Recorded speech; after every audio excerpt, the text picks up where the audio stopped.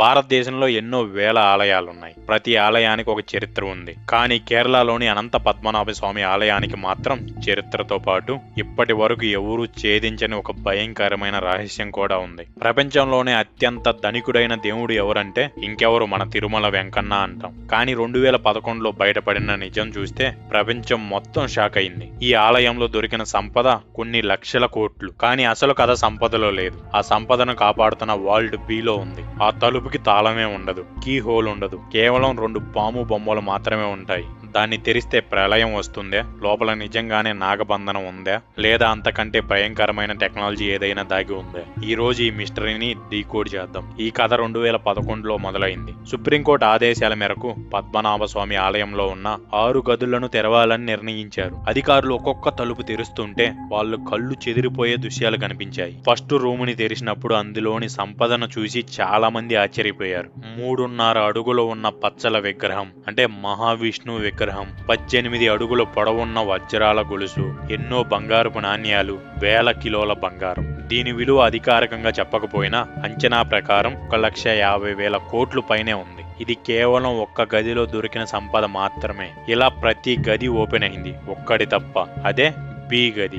దీనిని ఎవ్వరూ తెరవలేకపోయారు. ఎందుకు? ఈ వాల్ట్ బి తలుపు మిగతా గదుల్లా కాదు. ఇది ఒక మందపాటి ఇనుప తలుపు. దీనికి నట్లు, బోల్ట్లు, గొల్లెం ఇలాంటివేమీ ఉండవు. కేవలం ఆ తలుపు మీద 2 పాము బొమ్మలు చెక్కి ఉన్నాయి. పురాణాల ప్రకారం ఈ తలుపుని నాగబంధంతో వేశారని చాలా మంది పిలుస్తారు. అంటే శక్తివంతమైన మంత్రాలతో వేశారని. దీన్ని ఓపెన్ చేయాలంటే కేవలం గరుడ మంత్రం తెలిసిన సాధువులు మాత్రమే ఓపెన్ చేయగలరు. ఒకవేళ ఎవరైనా టెక్నాలజీ వాడి లేదా బలవంతంగా ఈ తలుపుని తెరిస్తే అది కేవలం ఆ వ్యక్తికే కాదు, ఆ ఊరికి, ఆ దేశానికి పెను విపత్తు ఉందని ప్రతి ఒక్కరు నమ్ముతారు. దీనిని అష్టనాగబంధం అని కూడా పిలుస్తారు. అంటే 8 రకాల పాములు ఆ గదిని కాపాడుతున్నాయని. ఎప్పటికీ రాత్రిపూట ఆ గది వైపు నుంచి సముద్రం నుంచే వచ్చే ఘోర శబ్దాలు, పాములు బుసగొడుతున్న శబ్దాలు ఇవన్నీ వినిపిస్తాయని అక్కడ పూజారులు చెబుతున్నారు. ఇది కేవలం మూఢనమ్మకం అని కొట్టి పడేయడానికి లేదు. ఎందుకంటే చరిత్రలో జరిగిన కొన్ని సంఘటనలు భయాన్ని కలిగిస్తున్నాయి. 1908లో కొంతమంది బ్రిటిష్ వాళ్ళు సంపద కోసం ఆ గదిని తెరవడానికి ప్రయత్నించారంట.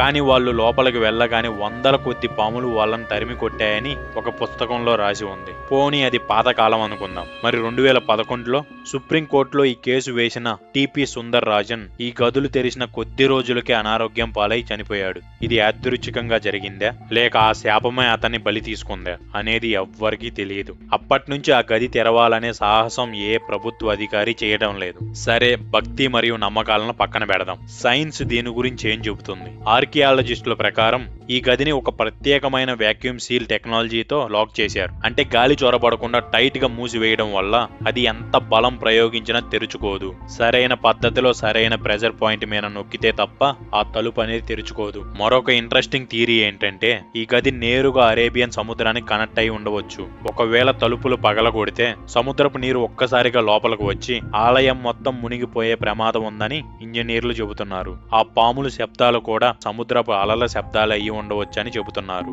ఏది ఏమైనా కోట్ల సంపద కళ్ళ ముందు ఉన్నా దాన్ని ముట్టుకోలేని పరిస్థితి. అది దేవుడి మహిమ లేక మన పూర్వీకుల ఇంజనీరింగ్ అద్భుతమా అనేది ఇప్పటికీ ఒక మిస్టరీనే. సుప్రీంకోర్టు ప్రస్తుతానికి ఆ గదిని తెరవకూడదని ఆదేశం ఇచ్చింది. కానీ భవిష్యత్తులో ఏదో ఒక రోజు ఆ తలుపు తెరుచుకోక తప్పదు. అప్పుడు ఆ గది నుంచి సంపద బయటపడుతుందా లేక ప్రళయమే వస్తుందా? దీనిపై మీ అభిప్రాయం ఏంటో కింద కామెంట్ చేయండి. అండ్ ఈ బి గదిని తెరవాలా వద్దా అనేది మీరే చెప్పండి. కంటెంట్ నచ్చితే ఇప్పుడే సబ్స్క్రైబ్ చేయండి.